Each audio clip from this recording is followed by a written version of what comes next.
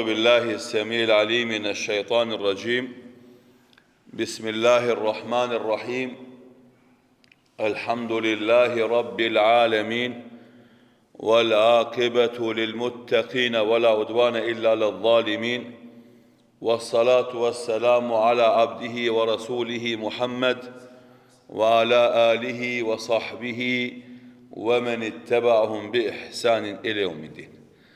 Të dashur dhe nderuar vëllezër të pranishëm në këtë xhami, vazhdojmë me mësimet dhe porosit që i marrim nga libri Riyadus Salihin i Imam Neveviut rahimahullahu taala, i cili në këtë libër ka përmbledhur ajete nga Kurani fisnik dhe hadithe të pejgamberit sallallahu alaihi wasallam me të cilat i ndriçon besimtarit rrugën drejt Allahut subhanahu wa taala.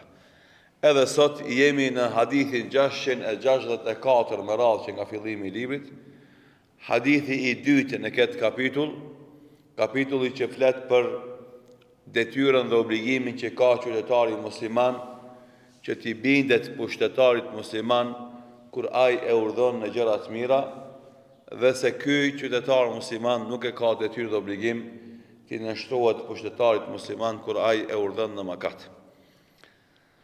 Thot Imam Neveviu rahimahullahu taala: وعن عبد الله ابن عمر بن الخطاب رضي الله عنهما قال: كنا إذا بايعنا رسول الله صلى الله عليه وسلم على سمع وطاعة يقول لنا فيما استطعتم متفق عليه.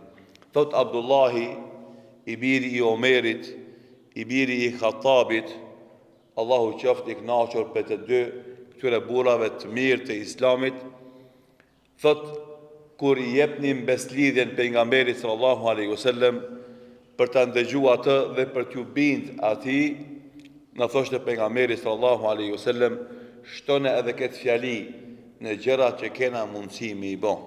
Këtë hadith e transmeton Buhariu dhe Muslimi në dy sahihet e tyre. Në këto mexhlise të shumta që i kena marrë në lidhje me këtë hadith, jena mundu me nxjerrë në shesh mësime dhe porosi të cilat i mban vetvete ky hadith i pejgamberit sallallahu alaihi wasallam, dhe ishim te meselja e fundit që del nga ky hadith, detyra që e ka hoxha dhe davetxhiu që t'jetë i but edhe i mshirshëm dhe xhamatit, t'ja ketë gajle xhamatit në ngarkesat që ja jep. Do thot, nuk është qëllimi që davetxhiu, hoxha, dietari, ta thot një fjalë, ta jep një urdhën, ta jep një këshill, pa e pas parasysh se xhamati të cilit ai i dedikohet, a ka fuqi psikofizike dhe akademike me marrë përsipër atë përgjegjësi apo jo. Shifni tani në ky moment është momenti i beslidhjes. Është për momenteve më të rëndësishme në ndërtimin e raportit mes një besimtari dhe një kryetari. Këtë rast mes sahabeve dhe pejgamberit sallallahu alaihi wasallam. Dhe në këtë beslidhje ndërtohet raporti mes tyre dhe merren përsipër përgjegjësitë e shërbimit të kauzës dhe bindjes ndaj kryetarit. Në këto momente shumë të veçanta dhe që ky raport e tregon fuqinë, armaturën e kësaj shoqërie, pejgamberi sallallahu alaihi wasallam nuk e ka shpërdor situatën me thonë po, ju duhet të bindeni, të ndëgjoni dhe të bindeni të parit tuaj në krejt obligimet dhe kërkesat që vajep. Është mundësi dhe shans kryetari me shfizu rastin që me e shtu entuziazmin dhe vullnetin tek xhamati që ata t'i binden atij verbërisht që themi na. Përkundazi pejgamberi sallallahu alaihi wasallam këtë moment që ka të drejtë me shfizu situatën për me ja imponue bindjen dhe dëgjimin xhamatit, ka thonë: shtone këtë fjali në gjërat që keni mundësi me i bë. Se ju nuk e dini çka ka mundësi me ju ardhë prej urdhave. Sot t'ja jep fjalën, tu mendu se ki kapacitet me marë këtë urdhat edhe mu kujdes për këtë ndaresave, por nëse të vjen një urdhër për te mundësive tuja që i kia. Ose të vjen ndares që te ki vështirë mu largu pesaj, edhe ku mbetet fjala jote, ku mbetet burnia jote, ku mbetet premtimi jote. E shtoj edhe këtë fjali fi mastetat që tjetë zgjidhje dhe rrugdalje për ty në momentet e jashtëzakonshme, në momentet kur s'ki kapacitet ti me realizu këto kërkesa, këto detyra dhe këto obligime. Në historinë moderne të davetit, na kemi pa, edhe këtu të na, fatkeqësisht, ku hoxhallar caktum, davegjit të ndryshëm, e ngarkojnë xhamatin me ngarkesa, pa analizu mirë ata se këto ngarkesa a janë të përballueshme për ta, apo jo. Apo janë ngarkesa që nëse ata i zbatojnë, u sjellin telashe dhe probleme në jetën e tyre, edhe u bën fitne në fenë e tyre. Pse u bën ngarkesa dhe telash në jetën e tyre, kjo ka mundësi me pas arsye dhe ka mundësi mos me pas arsye, ama kur një ngarkesë e hoxhës dhe xhamatit vet i bëhet fitne në fe, atë kjo s'ka arsye. Edhe na kemi situata të ndryshme në këto dekadët e fundit të davetit të na, kur një hoxh për shembull e gjun një fetva edhe e shpalos në xhamatin e tij, ai vet e ka let me e te i kaluat situatë, mirë po xhamati i tij e ka shumë vështirë me arrit me te i kaluat situatë. Ose në anën tjetër, e ngarkon xhamatin e vet me gjëra që ai vet nuk e ngarkon vetveten e vet. Edhe për këto arsye, ndodhi ka nërë fetvat që bon sebeb për fitnë në fe të ai njeri. Edhe zakonisht shumica e atyre hoxhallarëve që e ushqejnë qëndrimin ekstrem në meselet e tekfirit, apo në meselet e tebdiut, në meselen që i shpallin qafira njerëzit shumë kollaj, pa i plotsu kushtet dhe pa i eliminu pengesat, edhe atët të tjere që i shpallin bidatxhi, hoxhallar e xhamat shumë let, pa i plotsu kushtet edhe pa i eliminu pengesat, ta kategoritë e njerëzve shpesher e ngarkojnë xhamatin e vet me situatat të cilat u bën fitnë në fe. Pse u bën ngarkesë në dunjë, normalisht krejt detyrat fetare janë ngarkesë, po janë ngarkesë në përputhje me mundësi që i ka njeriu. Ama kur është e kësaj kategorisë dytë, atëra i bëhet edhe fitnë në fe. E ty a shtërngu meselet, dal nga dal, ai e kupton se është e pa përballueshme kjo situatë, edhe fillon me e jadhon vetës të drejtën, ai mu largu nga ai xhamat, ose nga ai bot kuptim, ose nga ajo metodologji, e tu largu nga ato bot kuptime, dal nga dal, ai largohet dhe krejt pi udhëzimit edhe pi detyrave dhe obligime fetare. Pse kjo? Pse shtërngimi i fesë, ma shumë se që duhet, në vetë se të bëhet shkak për të ashtu fetarin të ai njeri, ashtu se që ka të regu pejgamberi sallallahu alaihi wasallam, bëhet shkak që ai për të praktisë fetarin. Edhe njerë po du me apërsi këtë fjali që ta kuptojmë mirë.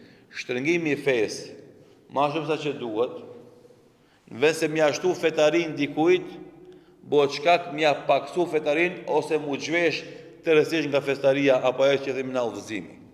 Pse?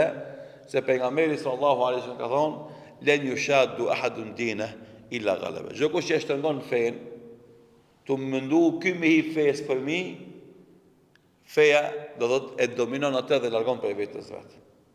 Ose ku ka fol pejgamberi sallallahu alaihi wasallam për ata të ri që janë dhënë shumë mas ibadetit, tu tregue se janë shumë dhënë mas ibadetit formalisht, e pa arrit ai ibadet në brendësinë e tyre, yakhrujuna min ad-dini kama yakhruju sahmu min ar-ramiya, dalin nga feja ashtu siç dal shigjeta nga harku. Pse? Sepse qasja është e gabuar, ngarkesa është e madhe, kubikazha e atij që e merr përsipër këtë obligim është e vogël, edhe normalisht bllokon.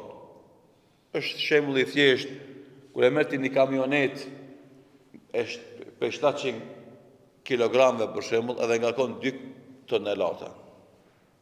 Ai mundet një herë me ta kryej një punë, 2 herë me ta kryej një punë, për radhën e tretë të lënë gjysmë rrugës. Bllokon. Pse? Se 700 kg i bart ajo kamionet, ti e ke bart 2 tonelat, edhe ndoshta një herë ta sos punën dhe ti thu, mirë ka na puna, se kjo maj ka dhe ma shumë, për sdyti ta sos punën, për sreti edhe bllokohet makina asaj kamionete, edhe punë jetë në gjysmë. Edhe andaj pejgamberi sallallahu alaihi wasallam nuk e kishte qëllimin vetëm se me dhon diktate, urdhna e ndaresa, po e shikoi që edhe xhamatin çfarë kapacitete shkan. Edhe në përputhje me kapacitetet e tyre i jepke direktivat, i jepke diktatet, urdhnat, ndalesat. Edhe këtë kjo nga kujdesi dhe dëmshuria që kishte për ta.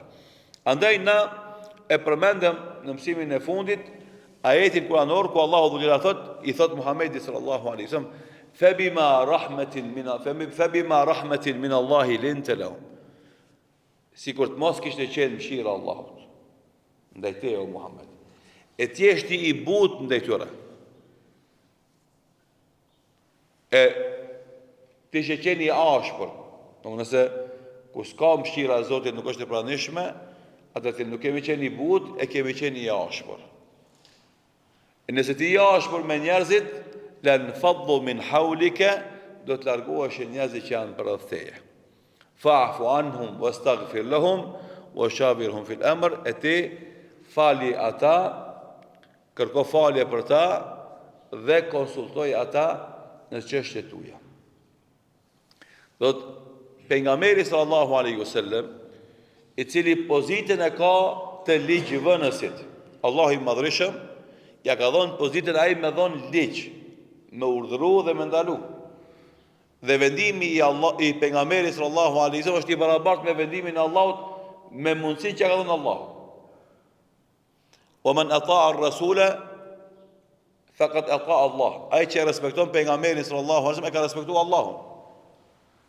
Megjithatë Muhamedi sallallahu alaihi wasallam nuk e ka keq përdorur atë pozitë që ka pas lart të dhënies së urdhnave dhe ndalesave, e të jep urdhna pa e shiku xhamatin a mundet me zbatu as mundet, por nga mëshira që Allahu ja ka dhon Muhamedi sallallahu alaihi wasallam, zotën krejt ai sallallahu alaihi wasallam ka qenë mëshirë për njerëzimin, ai ka qenë i butë me njerëzit. Edhe kjo butësi e tij ndaj njerëzve i ka marrë njerëzit afër tij. Edhe andaj sa më shumë që është kujdes, edhe kjo është një rregull i rëndësishëm që duhet me nënvizu, sa më shumë që është kujdes pejgamberi sallallahu alaihi wasallam mos me ngarku sahabët për te mundësive të veta, aq më tepër te sahabët është tu dashuria me fliu çdo gjë të vetën për pejgamberin sallallahu alaihi wasallam. E kjo është matematika më e mrekullueshme në këtë pozicion. Pejgamberi sallallahu alaihi wasallam ka gale atyve mos i ngarkoje sa s'kan mundësi që ngarkesat e tija mos i bëhen fitnë në fe. Sahabët aq më tepër e kanë dashur, edhe aq më tepër janë qenë gatshëm me fliu çdo gjë të vetën për pejgamberin sallallahu alaihi wasallam. Jo të zbatojnë urdhat e tij, por nëse ka pas nevojë me fliu edhe veten, edhe pasurinë, edhe familjen e vet për pejgamberin sallallahu alaihi wasallam e kishin bën. Se që ka bo Ebu Bekri radiallahu anhu, e Omeri, e Uthmani, e Aliu, e këtë sahabët në përgjithësi. Janë konë gatshëm krejt mu fliu për me e mbrojt pejgamberin sallallahu alaihi wasallam, urdhën e tij, fenë e tij, xhihadin e tij, sakrificën e tij kështu me radhë. E të na normalisht kemi na një lloj antagonizmi që thuhet, kemi një lloj përplasje dy të kundërtave. Rrallë kemi xhallar të këtill me kësi karakteri si të pejgamberit sallallahu alaihi wasallam, po gjithashtu edhe aq më rrallë kemi xhamat tillë i cili sa më i buçi e me të ai është më sakrifikues ndaj teje. Edhe këtë situatë do thot antagonike fatkeqësisht e kemi. Sepse nëse ti i but me xhamatin, fillon xhamati me të marrë në përkam. Jo me të vlerësue, edhe me të përkra pa rezervë. Edhe shembujt e tjerë që ndoshta ka vrasësi edhe ashpërsi, edhe nuk i mbetet askush për xhamatit rasti. Dhe andaj wa khairul hadi Muhammedi sallallahu alaihi wasallam. Udhëzimi më i mirë është udhëzimi i pejgamberit sallallahu alaihi wasallam, padyshim. Edhe deshtëm apo nuk deshtëm, edhe na si xhallar, edhe xhamati si xhamat, këtë rrugë duhet me ndjek. Me qenë të butë, të kujdesshëm, ndaj xhamatit edhe xhamatin anë tjetër me qenë i gatshëm për të sakrifikuar dhe për të kontribuar në përkraje të kauzës. Se hoxha në këtë rast është simbol, nuk është emër i përveçëm. S'është më rëndësi a është ai apo ky hoxh. Kur themi na hoxh, ai që e ka marrë pozitën e zëvendësit të pejgamberit sallallahu alaihi wasallam. Edhe nëse xhamati nuk është i gatshëm me mbrojt hoxhën në momentet caktuar kritike të zhvillimeve shoqërore, atëherë ai xhamat s'meriton me pas hoxh. Edhe e lanë zullumqarët pa hoxh. Derisa ai xhamat ta kuptojë rëndësinë dhe vlerën e hoxhës, e ta kërkon atë hoxh ose ta prodhon atë hoxh që pastaj fillon të përmirësohet shoqëria. Sikur se kemi tash rastin në Shqipëri, për shembull, kur në përplasje çështjeve politike del do thotë kryeministri dhe e kërcënon një hoxh. Pse ai e jep një këshill ose një porosi që mendon se është e arsyeshme për kohën dhe vendin. Në momentin që dikush ta kërcënon hoxhën, që ai mundohet faktikisht me kontribu për zhvillimin e shtetit dhe vendit, ti si xhamat i tij nëse s'del me përkrah dhe me ndihmu atëherë Allahu ti merr ato xhallar që i ki e të le pa hoxh. Se ti se meriton me qenë xhamati aty hoxhës. Kjo shembull që ka ndodhur domodin, mirë po, ky shembull mundet mu përsërit edhe në vende të tjera. Edhe mendohet ajo që ka ndodhur me harës që ka kallëzuar mesela o xhallar të pleq të na, se do të kur e ka marrë vendimin shteti asaj kohe me burgos hoxhën, ka pritë se xhamati i tij që falën mas tij kanë me dalë me mbrojt, e s'ka dalë kërkosh me mbrojt, ka thonë, ky xhamat pas ka nevojë për hoxh, e merr dhe burgos hoxhën edhe e le xhamatin pa hoxh, derisa fillon xhamati me ndje nevojën e hoxhës, e fillon me u shkatru shpirtërisht, psikikisht, familjarisht, e shoqërisht, e atëherë faktikisht me fillu me i qufmi dhe vetë mi bo hoxhallar që me e rikthy atë harmoni, atë zhvillim, e atë mirëqenje, e atë rahati që e ka pas në pranit e hoxhës edhe angazhimit të tij. Njëri për hoxhallarve të tefsirit që quhet At-Tahir ibn Ashur e komenton këtë ajet kuranor duke thonë kështu: Allahu dhu xhelal e dërgoi Muhammedin sallallahu alaihi wasallam që në mënyrë të natyrshme ai me qenë i mëshirshëm. Dhe se butësia e tij sallallahu alaihi wasallam ishte mëshirë nga Allahu për te dhe umetin e tij, dhe normalisht kjo mëshirë e tij nuk do të thotë mosbatimi i rregullave të shariatit, po shifeshte në zbatimin e rregullave të shariatit pa pas ndonjë tolerancë në rregullat dhe vendimet e fesë, por mënyrën se si i artikulon të këto urna dhe ndalesa, kishte butësi dhe kujdes për të ndihmuar xhamatin në zbatimin e tyre. Andaj, kjo ishte butësia që erdhi si rezultat i mëshirës së Allahut ndaj tij sallallahu alaihi wasallam, të cilën Allahu i madhëshëm e dërgoi për gjithë njerëzimin, mirë po e zgjodhi që këtë davet ai ta vënë në mesin e arabëve, që ata ta marrin përsipër për cilën e shariatit Zotit dhe tek njerëzit. Pse kjo punë? Pse i zgjedhi Allahu bash arabët që pejgamberi i fundit të jetë në mesin e tyre për disa karakteristika që kanë pas arabët në atë kohë. Edhe arabët përderisa i përmbahen fesë dhe këtyre virtyteve morale që kanë pas edhe në gjahiljet, ata kanë me vazhdu më udhëheq botën. Në momentin që e lonë fenë dhe këto virtyte morale, që fatkesisht i kanë lonë sot, janë këtë deregje që janë. Që kanë pas arabët si virtyt zakonshëm në atë kohë, për shembull kanë pas burnin. Fjala e dhanë e kanë mbrojt edhe me jetë. Po se ka dhënë letë fjallën, e ka mendu, e ka analizu, ama kur e ka dhënë fjallën, e ka mbrojt edhe me jetë. E kjo karakteristikë du të me qenë e pranishme edhe o konë të shqiptarët, mirë po fatkesisht, në këto zhvillime të reja kulturore, ka fillu më uzbe. Edhe shumica, edhe prej muslimanëve, prej praktikanëve, nuk e kanë gajle kër e apin një fjalë me ndetë masë.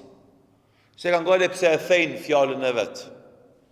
Edhe nuk ndodhë një herë, po ndodhë shpesh herë.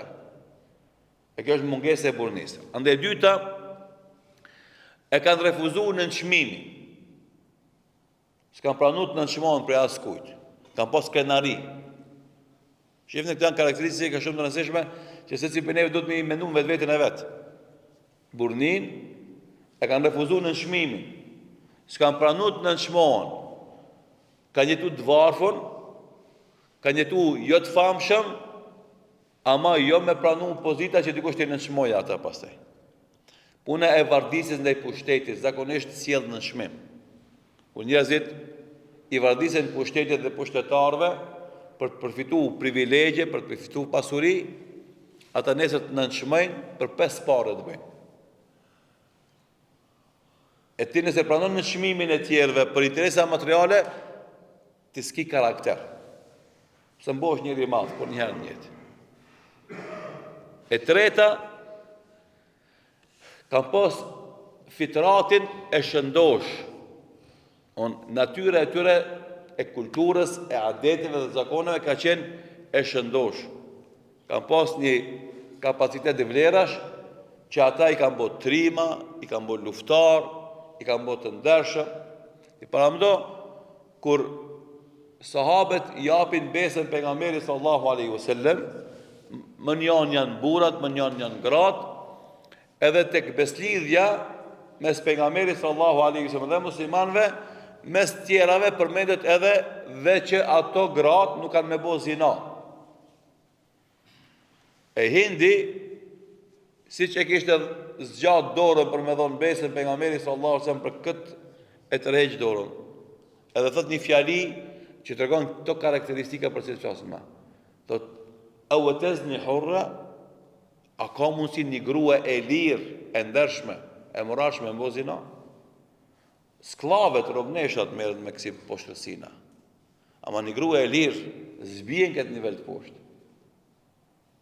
Në gjahiljet, e nëse ka pranuar islamin, Hindja ka pranuar islamin në vonë.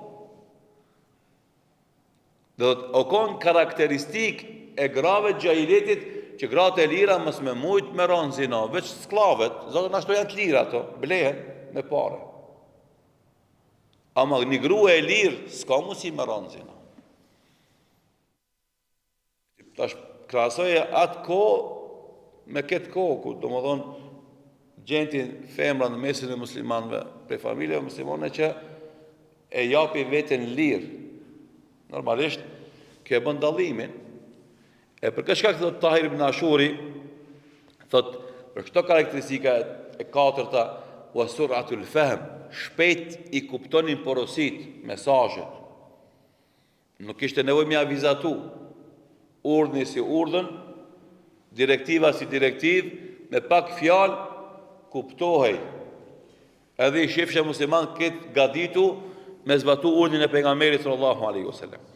Ande këta burra me këto karakteristika e murën fen për pejgamberit sallallahu alaihi wasallam, që normalisht me butësinë e pejgamberit sallallahu alaihi wasallam, ashtu si e murën, ashtu edhe përcollën pa vrasësi dhe ashpërsi, edhe po përcjellën tjerëve, duke dhënë modelin vetë fillimisht modelin e mirë, pa tregu mendje madhësi e cila është pengesë mes tyre dhe njerëzve, kur ka mendje madhësi dhe arrogancë, njerëzit nuk e pranojnë këshillën edhe udhëzimin prej teje, edhe u bon modeli i mirë dhe u prap Islami shumë shpejt në mesin e arabëve, pastaj edhe më gjatë. Dhe normalisht, pastaj pejgamberi sallallahu alaihi wasallam vazhdoi me tregu mëshirën e vet që dikush që gabonte ndonjë gabim me afal, me lutë Allahun që edhe Allahu me afal atij e i pjeki ata si burra dhe në momentet vendimtare të njëjtit i konsultonte në vendimet e tija. Gjithashtu, ulemat kanë thonë, se cili njeri i cili e merr pozitën e atij që don me ndryshu gjendjen e shoqërisë, don me i largu të këqijat që i bën shoqëria, gabimet, gjunahat, thënë ulemat, duhet me qenë për atyre që edhe fjalët edhe veprat e tija janë të vlefshme dhe janë të sakta. Së mund është me e ndryshu gjendjen e shoqërisë se vetë fjalët e tuja si kin të rezi, as punët e tuja si kin të rezi. Edhe kjo është njëra për arsye pse ummeti islam sot ngadalë ndryshon. Pse ata që flasin për islamin, fjalët edhe veprat si kanë të rezi. Ata që duhet të ofrojnë modelin e islamit, fjalët edhe veprat si kanë të rezi. E kur të fillojnë ata me ndryshu, e me rregullu fjalët edhe veprat e veta, normalisht atëherë edhe ndikimi ka me qenë më i madh. Thojnë ata, në momentin që muslimanët stolisen me virtytet morale islame, sa që veprat e tyre janë të pranueshme dhe fjalët e tyre janë dëgjueshme, atër afrohen tek modeli pejgamberit sallallahu alaihi wasallam që me mëshirën e Allahut ata me kon të butë me njerëzit. Dhe pra çka kanë thonë prej mjeteve të ndryshimit të gabimeve me shoqëri është butësia dhe kujdesi që të me pas ndaj gabimtarve. Ashtu siç ka thonë pejgamberi sallallahu alaihi wasallam, men ra minkum munkaran falyughayyiru bi yadihi, kush e shef një të keqe le ta ndron me dorën e tij, po s'ka mundësi me gjuhën e tij, po s'ka mundësi me zemrën e tij, edhe pse kjo është imani më i dobët. Ama do thot këta pozita që i ka përmend pejgamberi sallallahu alaihi wasallam janë pozita që ti duhesh mi përdor varësisht për situatave dhe rrethonave. Se qëllimi është ndryshimi, nuk është imponimi. Se na ka nere keq kuptojmë. Për shembull, unë kisha një sqarim të shkurt para disa ditëve të puna e duhanit, raporti i prindit me fëmijë që pin duhan. Ti shkon për shembull e gjen pakon me cigare fëmijës tanë, e merr edhe e prish e dëmton edhe hudh. Po e blen tjetrën. Ti përsëri e gjen edhe e shfrytëzon ti pozitën e babës edhe shkatron duhanin. Po shpuna nuk e shkatron dëshirën e fëmijës me pi duhan. E ky baba, ku i kishte gjetë pakun e duhanit fëmijës vet, i kishte nxjerrë cigaret pi pakos, ja kishte lënë një letër aty. O birjem, cigaret e pakos tone janë të jastiki janë. Nëse do në me lënë duhanin, e mësmequ mallin tem poshtë, mos u kthem mi marrë të cigare. E nëse s'do në me më përfil këshillën teme, shko me rritë, që janë cigaret. Edhe vazhdo me pi. Ama ta dish, as burni s'ki, as respekt ndaj babës s'ki, plus pasurinë e babës e harxhon që e fitoj me djerë se me mund të harxhon kus duhet. Kjo qasje dallon për asaj qasje që më marrë të cigarën edhe veç me shkatru. A i ka me vazhdu me ble, përsëri cigare, përsëri me pi. Ama kjo qasje e kujdesin dhe fëmijës tanë, se qëllimi është ai u binë se s'duhet me pi duhan. Jo ti me tregu pozitën tonë të madhe se unë jam këtu që prej e bëj çka du. Edhe andaj pejgamberi sallallahu alaihi wasallam i ka mësuar muslimanët që në procesin e ndryshimit të gjendjes së shoqërisë me qenë të vëmendshëm, edhe qëllimi është me arritë të ndryshimi. Andaj kur ndodhi që ai beduini urinosi në skajin e xhamisë, pejgamberi sallallahu alaihi wasallam kur i pa sahabët si u vërsun, ati tha lënë një herë në radhë, në ta kryej punën e vet. E pastaj me butësi tha o njeri, tha kjo është xhami. Nuk lejohet në xhami me hudh pa pastërti, se është vend ku fale me lutem. Me sjellje të butë i tregoi gabimin e madh që kishte bën, edhe pastaj normalisht i tha sahabeve, fa inna ma bu'ithtum muyassirin wa lam tub'athu mu'assirin, Allahu ju ka thënë juve për me lehtësu, jo për me vështirësu. Se vështirë ke dil me bo, let është vështirë me bo. Edhe pastaj ai sahabiu gjithashtu, u lut, edhe tha veç mua Muhamedit na bën rahmet se këta qersh, mos i bën rahmet se s'kan terbije, s'kan sjellje. Sidoqoftë, edhe kjo mesele është për mesele që del nga ky hadith i pejgamberit sallallahu alaihi wasallam dhe kjo ndodhi e cila domethënë ka ndodhur në kohën e pejgamberit sallallahu alaihi wasallam, ku sahabët ja kanë dhënë besën për ta ndëgjuar për t'i bind, dhe se si i ka mësuar ata me këtë thonë edhe në gjëra që ka mundësi mi bë. Kështu përfundojmë na me sharimin e këtij hadithi të dytë, që nesër me lejen dhe ndihmën e Allahut me vazhdu me hadithin e tretë dhe sqarimet që vijojnë për këtë hadith të pejgamberit sallallahu alaihi wasallam, faktikisht hadithin 665 me radhë që nga fillimi i librit. Allahun e falenderojmë për mundësinë që na ka dhënë me vazhdu në këtë mëjlis të xhairit. Atë lutim që më na dhon sinqeritet në fjalë dhe veprat tona. Atë lutim më na dhon dije të dobishme dhe vepra të mira. Atë lutim që më na dhon sabër dhe qëndrueshmëri në punët e xhairit dhe punët e mira, me nastolis me virtyte morale që më bëj shembull i mirë për besimtarët kudo që janë ata. Walhamdulillahi rabbil alamin.